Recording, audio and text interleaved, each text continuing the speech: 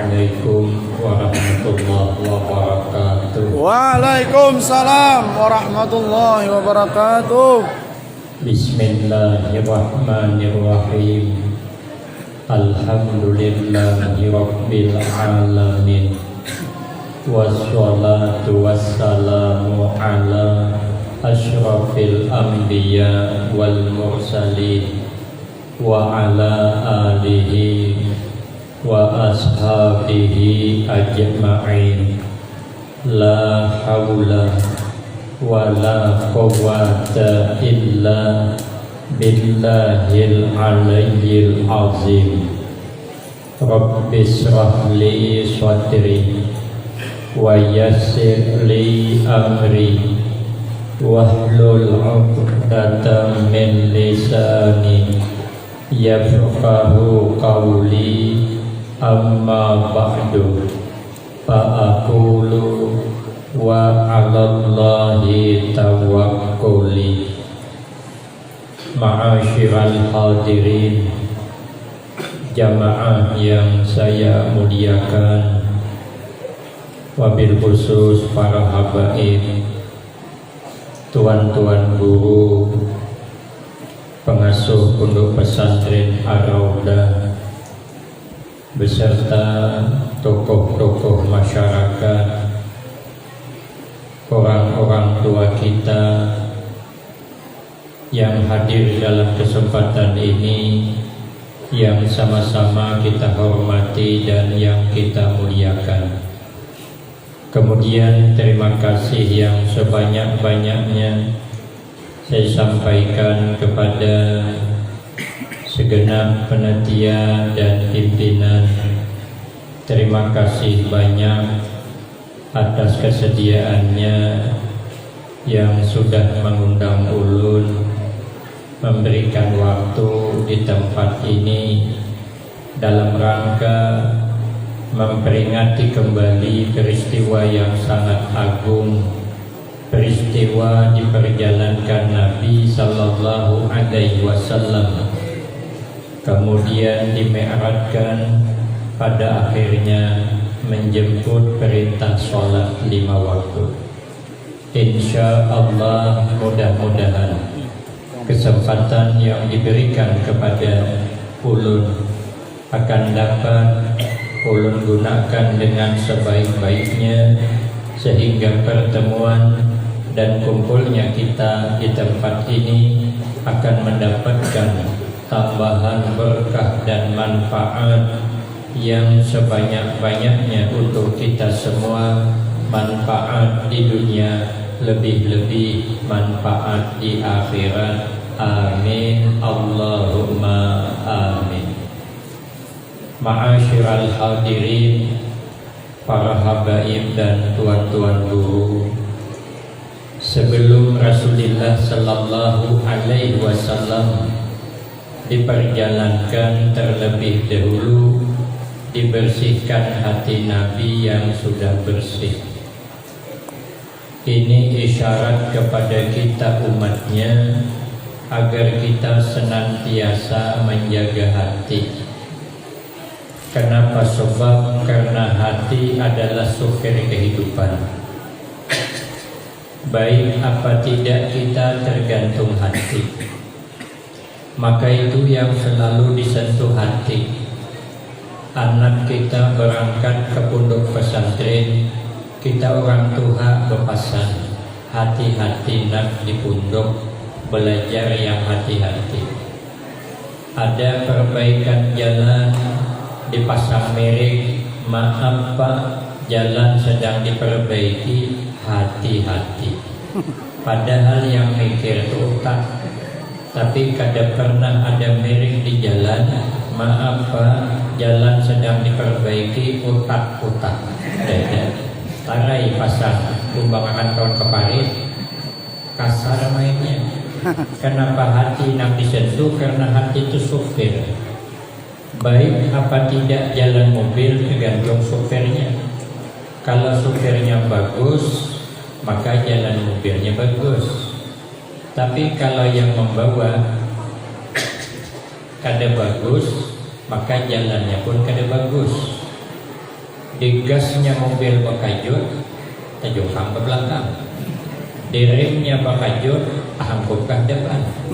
Di tikungan tancapnya gas, awak sama awak berhantam. Kenapa kita ni maka selalu kadang tidak akur? Itu hati bermasalah.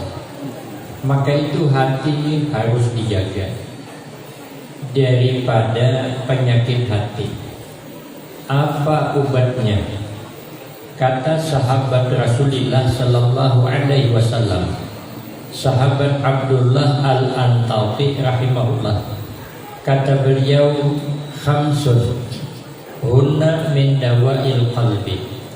Ada 5 macam perkara yang dapat dijadikan obat hati, agar hati kita jangan sakit, agar hati kita jangan mati, hati selalu hidup semangat di dalam menuju ridha Allah. Itu obatnya 5. Yang pertama, mujalasatus sholihin, mau duduk berkumpul di majelisnya orang-orang soleh. Walaupun kita belum termasuk orang soleh, tapi kita berada di majelisnya, itu obat hati. Karena majelis orang soleh itu cuma 2.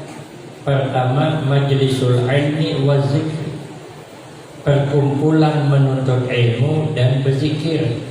Ini pondok pesantren Ar-Raudah ini adalah majelisnya orang-orang soleh. Karena di sini setiap hari dibicarakan tentang ilmu. Maka itu kata Nabi, man salaka tariqan yaltamisu fihi ilman sahalallahu lahu tariqan ilal jannah. Kata Nabi, barang siapa yang menempuh jalan menuju menuntut ilmu, maka yakinlah Allah sudah mudahkan jalan kita menuju kepada syurga. Amin. Maka beruntung sangat kita kalau anak kita mau menuntut ilmu di pondok pesantren ini. Ini adalah nikmat yang terbesar sebagai kita orang tua, agar anak kita di luar sana jangan terpengaruh dengan pergaulan bebas. Orang kalau sudah terpengaruh dengan pergaulan bebas, banyak sedikitnya mesti rusak. Jangankan anak kita, kucing saja kalau sudah tahu bergaul bebas, kulitnya rusak. Ulun di rumah tu ada bisi kucing halus kemarin, kucing laki dapat di jalan haloi, diingon, diheragu, ada keluar rumah, nurut dia. Apabila kami bercokong dia, apabila bihira keluar, tahinya orang di dalaman. Tapi betul teratur. Sekalinya suatu saat kucing ni anak berbini keluar malam, pada signifikan sekali boleh rusak. Yang biasa berkencing berduduk, berkencing bertimbang. Ketemu dinding lalungkang timbangnya, dinding lawang timbangnya, helm ulun bertilatang timbangnya. Bini ulun sedang mampet timbangnya di belakang. Kenapa kucing rusak? Akibat pergaulan bebas dengan kucing tetangga. Kalau anak kita terpengaruh pergaulan bebas, rusak, musibah besar. Makanya beruntung kita kalau anak hadir di majelis ilmu, mau untuk kita untung banget sudah. Kenapa? Sebab karena kata Imam Syafi'i radhiyallahu anhu, laisa ba'dal fara'id afdal min talabil ilmi. Ada lagi yang paling utama kita gawi setelah yang diwajibkan Allah dibanding menuntut ilmu. Al-istighal bil ilm afdal min sholatin nafilah. Menyibukkan waktu. Anak kita ini di pondok sibuk waktunya, guru kita di pondok ini sibuk waktunya untuk mendalami ilmu agama. Itu lebih baik daripada sembahyang sunnah. Kata sahabat Abu Hurairah, ahabbu ilaina min al-qira'atin tatawu'an. Itu pahalanya lebih baik daripada sembahyang sunat 1000 rakaat. Kata Imam Sufyan bin Uyainah, kata beliau, tidak ada la yu'ta ahadun ba'dan nubuwah syai'an abdal min talabil ilmi wal fiqh. Tidak diberikan kepada seseorang hamba yang lebih utama setelah pangkat kenabian daripada menuntut ilmu dan mempelajari fikih. Karena kalau orang berilmu, berisi ilmu fikih, gampang, nyaman. Maakali orang ini boleh. Jadi asal sesuai dengan pakainya. Nang kisah ulun semalam. Nah, kiai ini orang ini hendak berkorban sapi seekor, tapi orangnya 8 karena anak banyak. Lalu datang ke tempat guru yang satu.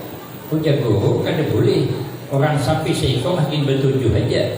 Amun 8 kada boleh. Tertinggal seekor. Amun bakal tertinggal guru aja beka dijadian. Kami hendak seperanakan gina. Kayaknya kok kayak di dunia nih, mobil muat 7 kawan dikajal 8. Ini sapi masalahnya nyawa hitungannya. Datang pulang ke guru yang satu. Dia guru kan boleh. Mau ada boleh guru aja ada jadi. Dia guru mana? Jadi kan ada wujud. Hukumnya itu. Rupanya ada guru nang Tuhan. Nang ada perintah pakai lagi. Tadi yang sudah Tuhan berarti pakai orang lagi. Orang boleh membeli ngalih pembeli. Jadi kadang ini kepala, kadang sakit parut, kadang masuk angin. Kalau dingin paling 10 tahun lagi. Tuhan ada ini banyak penyakit. Nah ini sebelah kiri ini ketika mengangkat tangan karena bekas jatuh. Jadi ini di rumah bang.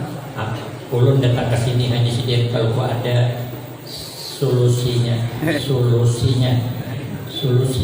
jalan keluarnya. Nah, datang ke rumah guru Tuhan tadi. Jadi guru Tuhan ini kan hebat bang, arif orangnya. Sidin pengalaman sudah menghadapi berbagai macam orang. Dilihat Sidin yang bertanya nih, apabila dijawab kada boleh, kada jadi berkorbannya. Guru ini macam mana supaya orang ini berkorban? Akhirnya ke guru boleh berkorban sampai seekor orang 8 boleh. Nah, dia guru orang sana kan memuliakan guru jadi budi ada aja dalilnya. Cuma dia ulun nak bertakon anak yang paling halus itu kenal halus kah?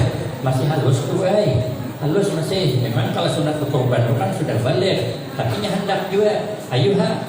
Nah, perlu ikam ketahui itu guru, sapi itu kan ganal tinggi, anakmu kan halus rendah. Otomatis anakmu itu pada kawan naik ke atas. Tinggi bang sapinya.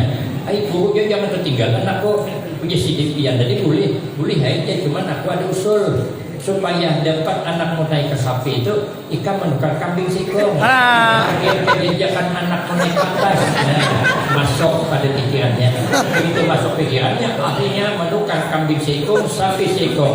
Berkorban orang 8 boleh. Siapa bilang pada boleh? Nah, sapi sikong 10 orang kan boleh. Asal tambah kambing 7. Arif orangnya. Tapi kalau berilmu, ketemu aja pakainya. Supaya itu pengalaman, lewat mana aja tambus saja. Tapi kalau ada pengalaman, sasar. Sasar itu mengaku pulang. Apa jalan datang sasar kah? Ada aja jalan-jalan bener. Jalan-jalan apa-apanya. Sasar takut-takut itu jalan-jalan. Ada mau kalah juga. Tapi kalau ada ilmu, maka liurang bisa melihat. Ada kisah kawan ulun. Ujung kan ini. Jadi kawan ulun nih berperahu jungkung, kayu perahu. Sekalinya tetap unjun. Di sana unjun, tahu di sini. Unjun nang ikan haruan. Rupanya dalam kisah itu di kampung kami sana ikan tapah. Ikan tapah itu agak lebar badannya, ketenyaman pada ikan haruan.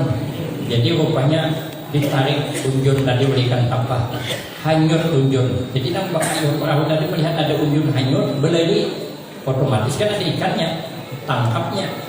Sekali diangkat, kata kawan saya, ikan tapah itu kada kurang 5 kilo ganalnya. Masuk sampan, bingung ini orang. Ini unjun orang. Kalau kan diambil saya banyak. Kalau diambil kan punya orang. Tapi kan kita kan tahu siapa ampunnya. Julung kaji atur, lo kaji ampunnya. Bingung, datang ke guru nang telanjur dipanggil guru. Tapi kada alim, kada ilmu, cuma dah telanjur panggil guru. Akhirnya datang ke situ bertakun hukum. Ayo ke guru ya. Hukumnya ikan tapah 5 kilo nih. Ulun dapat hanyut, dibawanya unjunnya tercampur. Nang ampun unjun kita tahu siapa ampunnya. Hendak dibuang sayangannya. Bolehlah amun kami ambil, kami makan, bolehkah? Ya guru kada boleh. Haram itu orang punya. Tapi hanyut guru aja.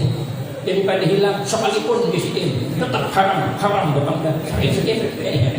Kemarin guru dia sayangnya ancaman tadi guru aja caranya boleh hendak ulun tatak dua. Nah sebelah buntut dari ulun, nah sebelah kepala ini pian kalau anak masak asam pedas kan. Oh, apa dibagi dua gini ulun ya. Ulun memang ada dalam mutalaah kita nama masalah bab bagi membagi. Cuma belum selesai. Coba belum cari kalau ketemu hadalilnya. Soalnya masuk ada baca kitab pada mampu nolkan. Soalnya keluar apa aja? Amun dibagi halal lah adanya. Karena ada ilmu. Makanya anak kita ni mondok alhamdulillah baik. Ini kita anak mondok bersyukur benar. Makanya pembangunannya kita orang tua harus memperhatikan. Kenapa? Sebab karena anak itu sebenarnya bukan tanggung jawab guru. Anak itu aslinya tanggung jawab orang tua. Dalilnya hadis Nabi, man razaqahullahu biwaladin fa alaihi bi ta'dibihi wa ta'limihi. Barang siapa yang diberi Allah anugerah berisi anak, wajib hukumnya mendidik anak ke adabnya, tata keramanya, sopan santunnya, ilmunya, dan wajib tuh kita orang tua. Cuman kan kita orang tua kan asal ada mungkin mengajari anak hari-hari. Seikungannya pulang tuh, amun guru kan sekali 40 sekelas. Makanya wajib kita orang tua menyerahkan ke pondok pesantren kepada guru. Setelah kita menyerahkan, kita wajib mendukungnya. Nah apa aja dibutuhkan di pondok, kita harus memperhatikan karena pondok ini adalah milik kita bersama. Nang bisi anak di dalam pondok ini merasa memiliki. Ulun guru aja hadap aja anak ulun ni mundok, tapi kami ni ada keturunan orang alim. Berhikmat ini untuk kakak itu bang guru aja. Cobalah bayangkan abahnya tukang jalan burung-burung, abang neneknya tukang menang jalan harimau. Jadi kadang senunuhnya dari neneknya sampai ke atas tuh kadang senunuhnya. Nah, jadi kayak apa kami nih hendak mendukkan anak marah adakah keturunan kadakah kalau sudah di pondok tuh mesti ada manfaatnya. Ada pangkisah guru ulun orang ini bisi anak berempat kelakian keempatnya masuk akan ke pondok cukup tahunnya disuruh berikan abahnya ini kan bisa membaca kitab halus jadi ya abahnya anak tes anak ini hadirkan peninian neneknya hadirkan sudah hadir neneknya ini bahaya cucu piannya nak ulun tes ayo apa hasil setahun nih suruh nang paling ganal membaca kitab soalnya kada bisa oh jangan abah nak kamu lah di pondok lawasnya pondok maka kada bisa baca kitab oh jangan kanal tu ulun bahaya bukan mendalami kitab di pondok ulun mendalami ilmu pedukunan ayo jangan abahnya kenapa masuk pesantren maka keluar jadi mbah dukun sakit abahnya oh jangan neneknya ada usah dimarahi kainnya bilang jangan dimarahi udah kainnya kenapa? Karena ada aja tuh manfaatnya berkah anak memunduk sekalipun jadi mbah dukun ada aja tuh manfaatnya karena katanya kedua dia kamuan nang kainnya jadi sekalinya takut nang kedua ikam pulang baca nang kedua nah samanya kada bisa juga ujabannya nape kamu lah di pondok lawasnya munduk maka kada bisa baca kitab ulun kaya di pondoknya bukan mendalami kitab ulun belajar masalah patri mampatri tapal menampal jadi bila ada kuantan orang kawah orang bucok tampali ada wadah bayi orang bucok tampali nah jawabnya ngapa masuk pondok sekali keluar tukang patri abahnya sarik oh ya kayaknya kan cari sariki kayaknya ada itu manfaatnya ya kayaknya ini kan satu hal sedikit jadi bijaksana abah itu bagi musik pasti waktu mau musik mengkaitnya tantangannya kan diizin mau musik tapi masih hati Josidin karena kata orang kita ini sayang awal cucu pada anak punya orang tapi bukan orang ulun merasakan sekarang jadi kalau kita anak macam sanggup mengipit tapi kalau cucu dikipit mamanya mau main kita jadi asa apa gitu nang merasa mana tahu jadi takut angkat 3 pulang coba ikam angkat 3 pulang ya abahnya baca ada bisa juga ikam apa diulah di pondok ulun bahaya belajar masalah manah memanah nah jawabnya nak jadi Arjuna sih kau nih anak tukang panah pulang anak kayak pilih berah mana loh sekalinya Tahun ini anak ketiga, anak keempat. Nih anak keempat jawabannya terakhir nih. Ini anak bungsu nih. Ikam harus bisa. Ini anak abah harus bisa. Pokoknya kalau bisa ikam, abah upah nang banyak. Soalnya divisi 2. Oh jangan banyak ikam ulah. Ulun bahagia di pondok belajar ilmu tabang. Nah jawabannya anak jadi mak lampir sih kok. Sekalinya alhamdulillah, minggu berganti minggu, tahun berganti tahun, sekalinya bulan berganti bulan. Rupanya raja kehilangan anak nang cantik jelita, pada tahu di mana anaknya. Lalu raja berulah sayembara, siapa yang dapat menemukan anak raja dengan selamat, kalau lelaki dijadikan suaminya. Nah, sekalinya nambah 4 bading ini berunding. Kayak apa bang yang kita 4 sayembara mencari anak raja, jangan abang sadar diri lah deh. Kita ini kan orang tamatan pesantren, mana bisa bersaing di luar sana. Orang anak raja di mana hilangnya kita kada tahu. Oh jangan adik, abang kan mbah dukun. Mbah dukun nih, ambil baju sipir, andaki bunga 7 rupa, baca mantra, kalau ada dalam impir anak raja. Iya juga deh, jangan abang. Aku kan dukun, jangan adik. Ambil banyak, baca mantra, tiup, sekalinya mengongkong anak raja. Di atas pohon, dibawa burung garuda terbang, tapi di sebuah pulau. Harus menyeberang lautan. Nah, jangan abang, bagaimana kita hendak mengambil anak raja? Dia di sebuah pulau, dibawa burung garuda terbang. Oh jangan adik, kita mencatar perahu. Kalau di sini kalau toh catar aja. Bancatar kalau tok sekalinya, rupa di tengah laut bocor perahunya tuh. Kalau tok bocor, mungkin kegancangan atau gentarannya bocor. Nah, jawabnya iya kita deh kekaraman kita habis mati di laut. Oh jangan adik tenang, ulunkan tukang patri. Oh tampalnya selamat. Sudah sampai ke Subarang berunding. Bagaimana kita mengambil anak raja? Oh jangan adik bisa khawatir, ulunkan ahli memanah. Ada betahakan anak raja, ulunkan lihai. Begitu dipanah nanti burung ke melepas. Oh ya abangnya, kamu dilepas burung, kubur anak raja. Kayak nasibnya. Oh jangan adik tenang, ulun kan bisa terabang. Abang tinggal memanah, kita ulun terabang. Begitu dipanah, jatuh anak raja, terabanglah adik nak bungsu. Akhirnya anak gadis raja jatuh di pangkuan anak yang paling bungsu. Bingung siapa yang mengawini. Yang nikahi siapa? Ujar abangnya, aku yang nikahi. Kenapa? Lah aku dukun. Kalau aku dukunnya mana tahu di mana hendaknya. Jangan adik tidak bisa. Mau kada aku tampal perahu itu mau apa kita?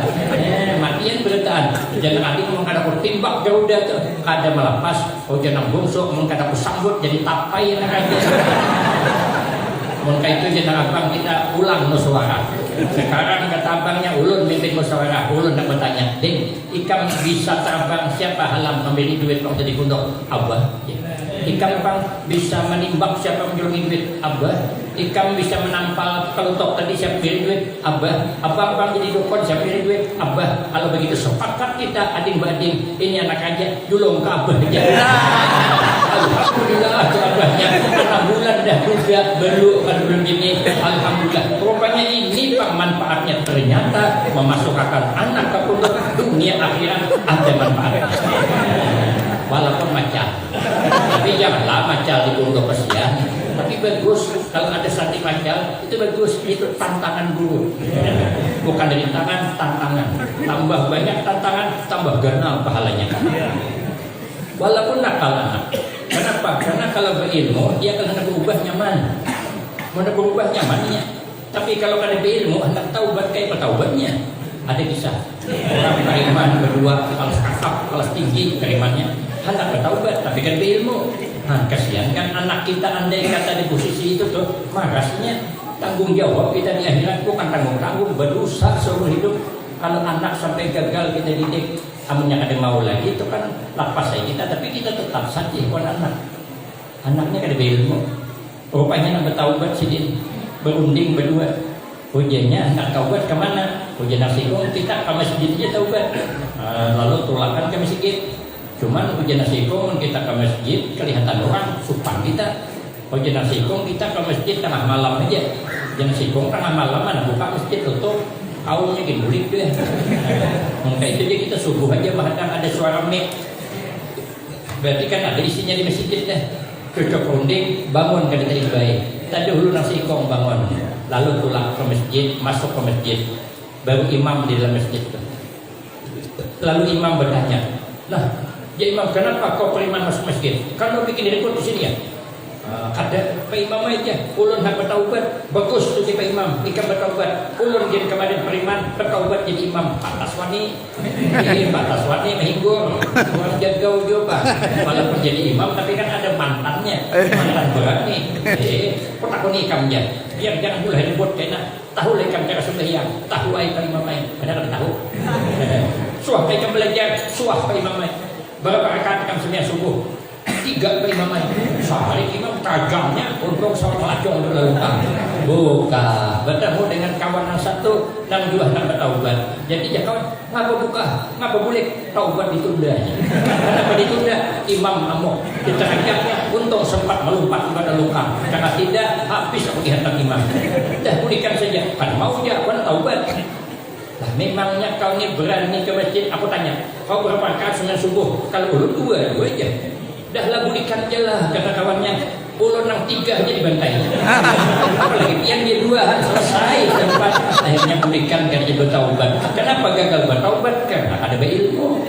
Maka itu kata sahabat, apa kata Imam Syafi'i, hayatul fata wallah bil ilmi wa tuqa idza lam yakuna laqtibaran li dzatih. Demi Allah, hidupnya pemuda di masa akan datang menjadi orang baik. Demi Allah, harus berilmu dan bertakwa. Macam mana bertakwa kalau ada berilmu?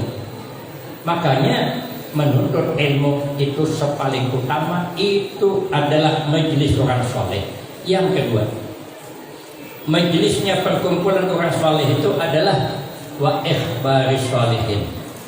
Majelisnya mengkhabar-khabarkan orang-orang soleh.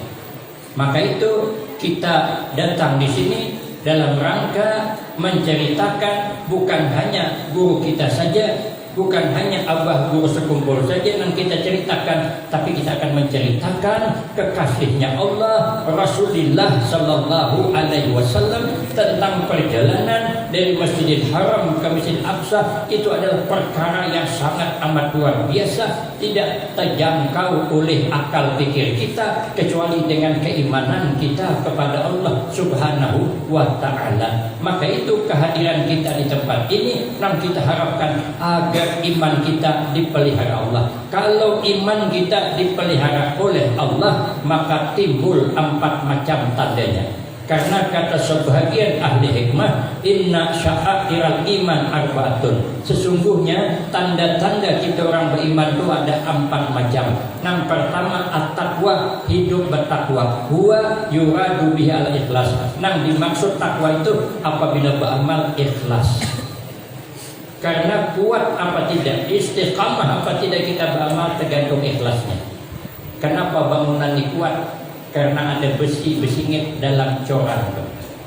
Kalau besi mau bertahan besingit di dalam tiang cor, maka bangunan kuat. Tapi kalau besinya kada mau besingit di dalam cor tadi, besinya diandak keluar, maka bangunan rubuh. Kalau kita beramal ikhlas ada di hati, maka amal kuat. Tapi kalau ikhlas dikeluarkan dalam hati, amalan rapuh. Makanya kadang ada orang berulah rumah beton, wasinya di luar, cor di dalam. Kecuali orang bergumulan. Orang pintar kan bang. Ikhlas dalam beramal ibarat pohon, akarnya. Kalau akar pohon itu masih mau bertahan bersingit di dalam bumi, di dalam tanah, pohon akan kuat. Tapi kalau akar tak keluar ditampur angin, rabah. Begitulah kalau ikhlas keluar dari hati kita, maka amal rapuh, tidak ada manfaat kecuali sedikit menurut keikhlasan. Karena kata Nabi, wal ikhlas yuhasinul amal. Ikhlas itu binting amal. Walaupun sedikit beramal, tapi ikhlas pahalanya ganda.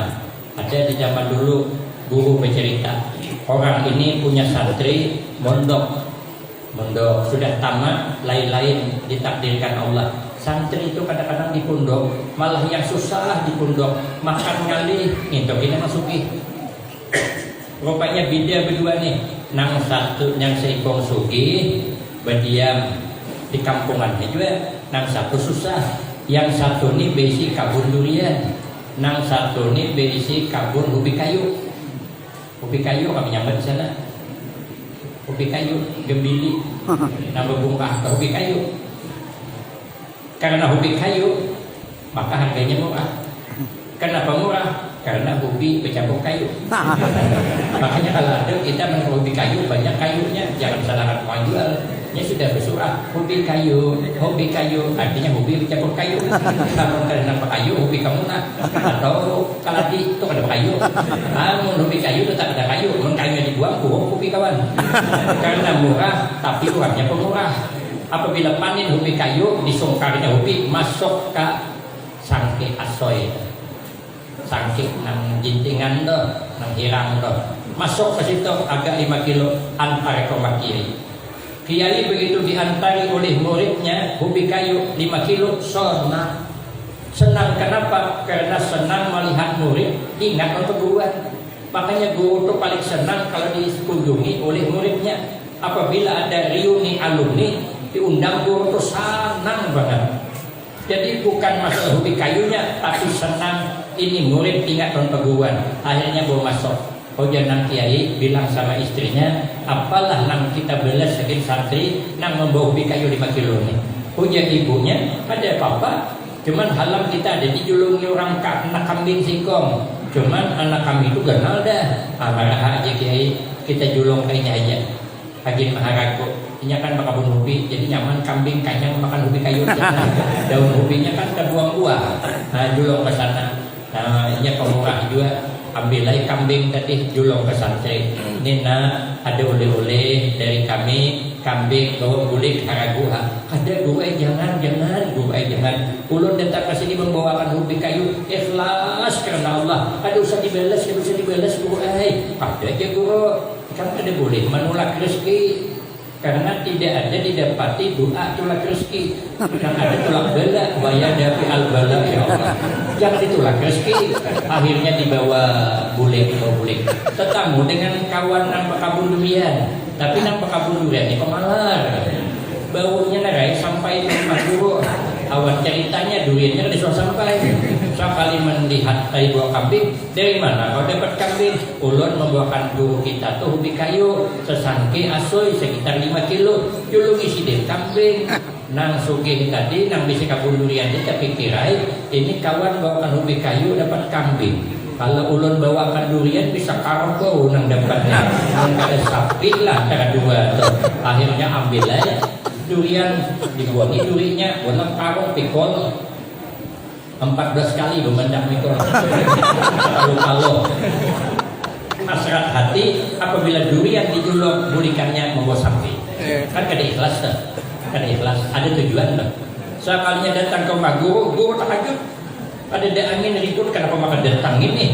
Membawa durian, kan disuruh makan durian, kenapa? Akhirnya bawa masuk. Kiai bilang sama istrinya, apa yang kita belas agen murid kita mau durian nih. Makanya hanya mulai belajar dermawan nih. Hanya mulai belajar pemurah. Karena mau hancatnya kan jadi lagi. Kayak apa kita mau belas? Mana jenang bini apa kita belas?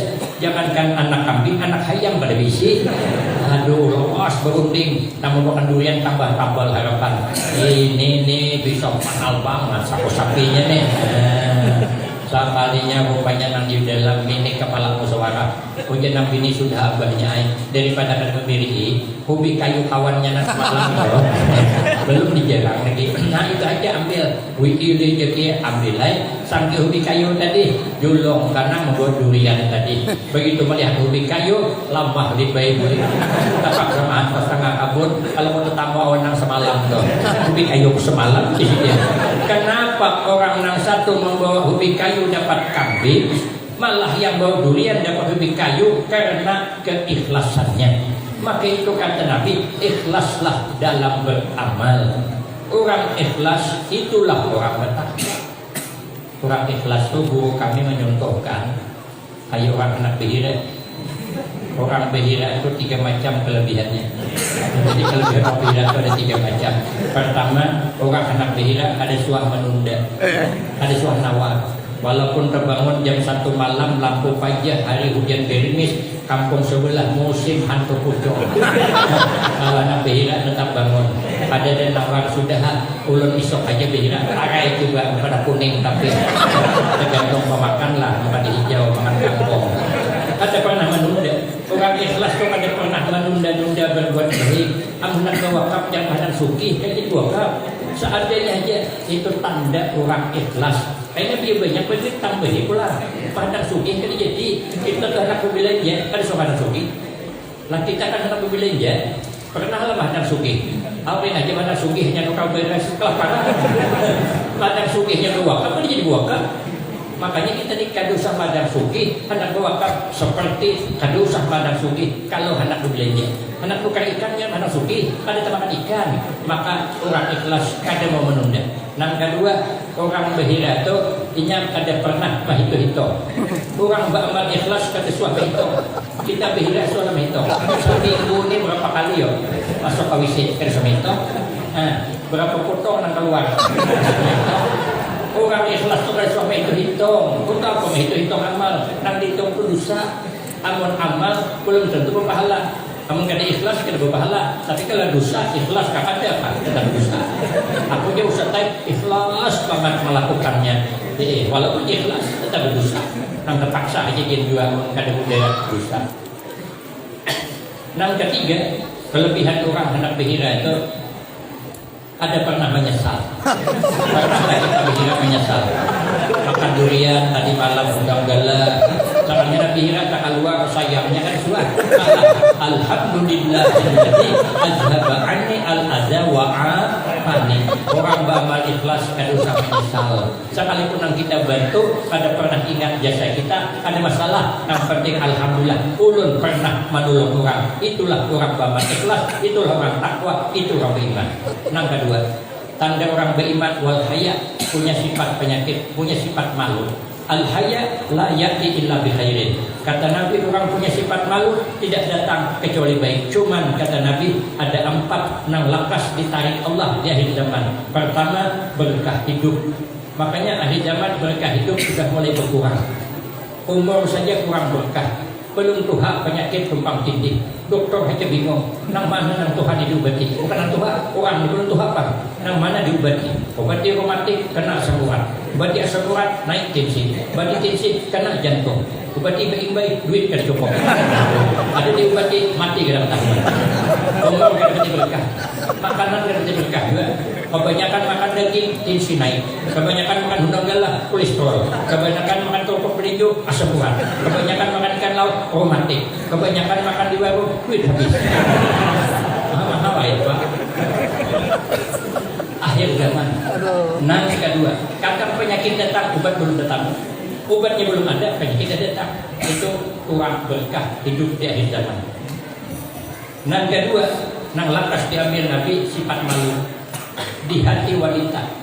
Makanya kadang-kadang wanita kurang malu memakai pakaian yang tidak menutup aurat. Kalau orang dulu keluar rumah ada wanita ke pulau, atau orang tua berteriak bantuan dewani. Kalau sekarang masya Allah pakaian bibinian tarik ke atas bawah kelihatan, tarik ke bawah nang atas kelihatan, ada ditarik bawah atas kelihatan.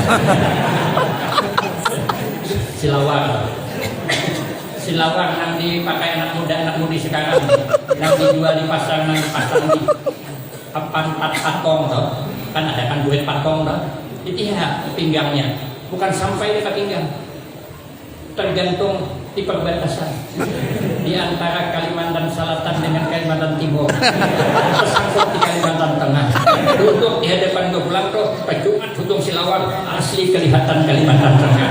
Ulun yang di belakang bingung, hendak ditihi berdosa, ada ditihi kebetulan ada. Ulun di Jakarta dibawa kawan naik ke atas, berdua kami guru berdua. Ulun betapihan aja, ulun kemana aja betapi, kan di sisi silawar ulun. Tapi bang, orang bilang ngapa usah betapi terus? Ya ulun suka-suka ulun. Tapi ulun dan betapi ulun terserah ulun, masalah buat ulun. Sekali naik melihat bibinian di atas tuh, masya Allah. Kalau di kampung kami kendaraan kada berpihak. Kalau gitu kurangnya kan lebih ya. Maka aku pinanduh aja juga. Maka tipis pelan tuh. Kawan saya melihat begitu, pacornya kopiahnya. Lipatnya masuk kantong gitu ya. Oh, nak pacol kopiah macam mana? Kepala buta. Kalau dipacol, ya ada kena lampu berkilat kepala. Kata orang Jakarta, siapa nak berjalan gue sendiri kepala. Akhirnya ulun turun, gak ada sanggup. Akhir zaman, pakaian gak ada untuk aurat. Kita lihat dari televisi itu kadang bernyanyi bagus pakaian baju panjang, sekali itu putar belakang berubah pulang belakangnya. Dulu di mana boleh baju putih lanang dan pakai itu. Akhir zaman nanti orang kadang untuk aurat gak ada masalah. Kemudian nang ketiga, nang cepat diambil Allah sifat amanah, sehingga nang menjalankan amanah akhir zaman bagaikan memegang bara api. Hendak dilepas amanah, kadang dilepas panas. Sehingga yang keempat sifat adil hilang. Sehingga kita kada adil lagi. Jangankan kita kada bisa melihat orang. Kita sendiri aja kada adil. Kada adil kita. Kita kada adil. Kalau di luar ramah kita, tapi kalau di rumah kemarahan. Menakur bini orang, ramah minta ampun. Hendak ke mana? Cil. Hendak adai, hati-hati cilah. Kalau kita cilantang duduk lepas mengambil antungan, pingkot. Sekali bini awak hendak keluar, hendak kemana tuh? Iya. Hendak ke kadai. Jangan lawas. Iya. Sekalinya tertilantang ke duduk. Kemana mana mata? Iya. Tapi kalau bini orang maka lepas. Amun bini gitu juga. Amun laki orang datang ke rumahnya apa linting mulakan baju. Laki seorang setengah jam udah beli begawi mulakan baju. Oh jangan laki ulahkan aku baju ulah seorang dia. Buat cibok juga bukan kau aja. Kadang lihat kan ini tatapasan di banyaknya. Iya. Ulah seorang maka itu hajin ulahkan. Bin laki orang maka lembutnya.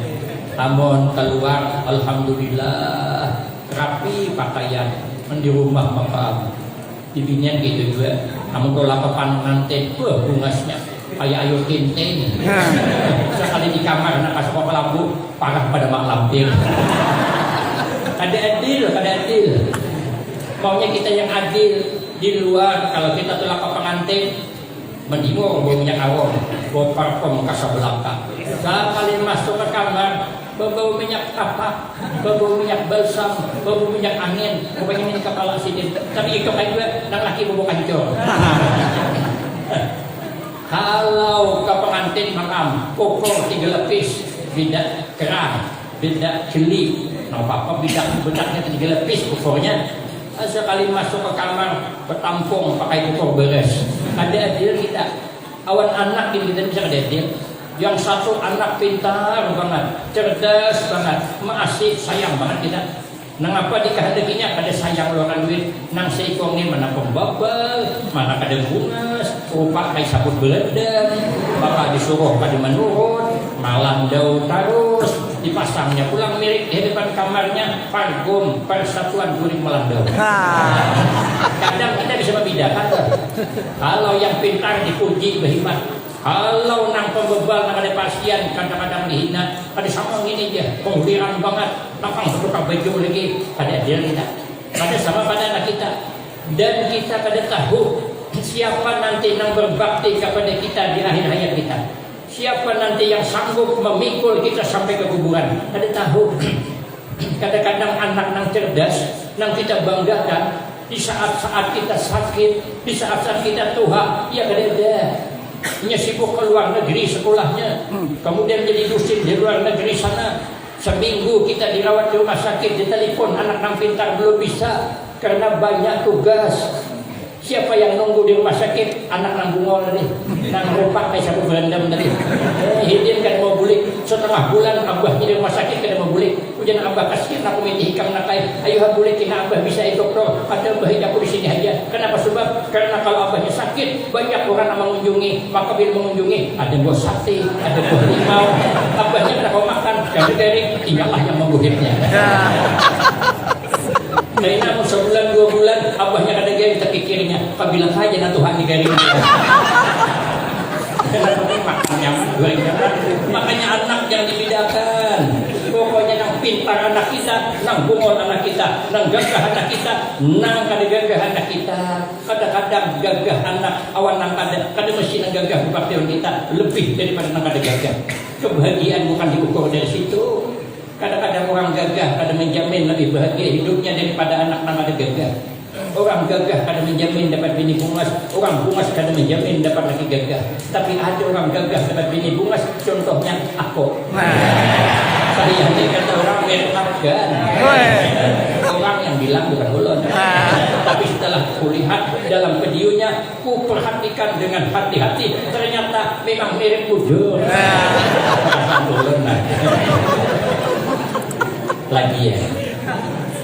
Lagi ya. Orang dapat laki gagah ada menjamin lebih bahagia daripada nang besi laki kada gagah. Orang nang besi bungas, bini bungas ada menjamin lebih bahagia daripada orang nang besi bini kada bungas. Kadang nang besi laki bungas bisa jantungan. Hanya dikuruhi orang laki mangot dah. Amun kada bungas dipandiri orang gitu. Jangan nak hendak je. Amun laki gagah tulak di malam minggu jam 1 kada bulit belum. Timbul curiga di mana dia. Ambil HP, ditelepon, soalnya nomor yang Anda hubungi di luar jangkauan. Di mana dia? Bersama siapa dia? Sedang apa dia? Akhirnya menunggu laki bulik, ambil gelas, hendak minum, kelepasan pecah. Pertanda apa ini? Itu ada di film industrial. Biasanya kalau gelas pecah, mesti suaminya bersama wanita lain di luar sana. Karena kalau ulun tahu, nah ulun nonton. Tapi kalau laki kada gagah aman. Jangankan jam 1 kada boleh, 2 malam kada boleh kada apa. Malahan kada humam aku begini. Jadi kita ini jangan membeda-bedakan. Sedikit lagi. Nang ketiga wasyukur, hidup bersyukur. Kita ini hidup tidak pernah minta, tapi hidup diberi. Berarti kehidupan ini anugerah Allah. Kita memerlukan melihat dikasih Allah mata. 2 ulang hendaknya di hadapan kedua-duanya. Artinya apa? Namun kita hendak maju menuju masa depan, jangan pati memandang ke belakang. Kita perlu mendengar, anda kita telinga. Perlu memegang, anda kita tangan. Perlu berjalan, anda kita betis. Hendak laju, naik kendaraan. Hendak laju lagi, naik motor. Hendak laju lagi, naik sepur kereta api. Hendak laju lagi, naik pesawat. Hendak laju lagi, berkicing mata. Kalau berpejam mata sampai langsung, ini orang berpejam langsung sampai ke rumah. Hati, tapi orang di sini ya masih. Siapa yang ngasih? Allah, yang wajib kita syukuri. Terakhir, wasabru. Tanda orang bertakwa, tanda orang beriman harus sabar. Karena kita tahu la yahdus hadis illa bifadlihi. Tidak terjadi satu kejadian kecuali sudah takdir Allah. Sehebat apapun kita tidak ada yang dapat menembus pagar takdir Allah. Maka hidup harus bersabar. Karena orang ini kadang sebahagian, kebanyakannya suka menilai nang kada baiknya daripada nang baiknya. Sudah berkisahnya ku wabillahi taufiq lagi. Imam Luqmanul Hakim membuat anak din. Kita ini harus sabar menghadapi orang banyak. Ya Imam Syafi'i, sehebat apapun kita nih, pasti ada orang yang ada ketujuh. Imam Syafi'i itu, apalagi imam kita, wajar aja orang ada ketujuh. Imam Syafi'i aja ada ketujuh. Ada masalah. Imam Samudra lagi orang ada ketujuh. Ada kawan kita menghadapi orang ketujuh. Rasulullah itu paling hebat, tapi ada orang yang ada ketujuh. Disakiti Nabi. Makanya Ugisidin, orang ini ketujuh menilai yang ada baiknya. Boleh buktikan ya Imam Luqmanul Hakim, kita bawa kuda sekok aja. Cuman kuda ini kita naik berdua karena kan ikan halus masih. Halus kan kada berat juga, abah pun kada lapak juga, agak kukuros juga. Tapi kurang lah orang ceramah kita kukuros yang lama. Anak kan halus. Kita naik berdua aja. Apa yang dinilai orang banyak? Sekalinya liwat di perkampungan, orang banyak menilai ini kok dia bapak, dia anak, sama kejamnya. Masa kuda satu dipakai berdua? Kan kata abahnya salah kan? Padahal kan menurut perkiraan timbangan kan masih kada berat bebannya belum. Kalau begitu nak pujian abah, ikam turun, abah di atas. Ikam ikuti tali kudanya. Apa yang dinilai orang? Mestinya orang menilai. Coba lihat baktinya anak dengan orang tua. Tak hanya menarik kuda asal abahnya di atas. Tapi yang dinilai apa? Kata orang, kejamnya orang tua dengan anak, nyamannya mengongkong duduk di atas, anak tak perlu lagi di bawah. Kan salah lagi.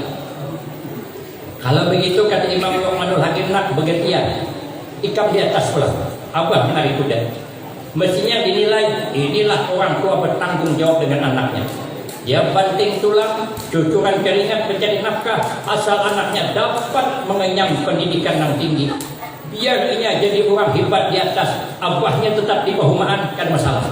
Tapi kadang itu yang dinilai orang, waduh kata orang, model ini anak durhaka nih. Nyamannya mengongkong di atas kuda, abahnya bertarik di bawah. Lah kan kata Imam Hakim kan salah lagi karena coba ikam turun juga. Jadi kita berdua kena naik di kan apa nilai lagi. Kita irit saja udah nih. Nanya kenapa menilai? So kalinya bertemu orang banyak masih dinilai orang. Ini ya abah ya anak masa punya kendaraan kalian dipakai. Salah lagi. Pun kayak ini ya abahnya nak. Menurut orang ada yang benarnya. Jenah anak. Pada sesudahnya menurut orang hari tak hari dah. Macam mana kita abah? Sudahlah kata abahnya. Kita cukupkan sampai di sini saja. Lebih kurang banyak minta maaf. Wabillahi taufiq wal hidayah. Wassalamualaikum warahmatullahi wabarakatuh. Waalaikumsalam warahmatullahi wabarakatuh.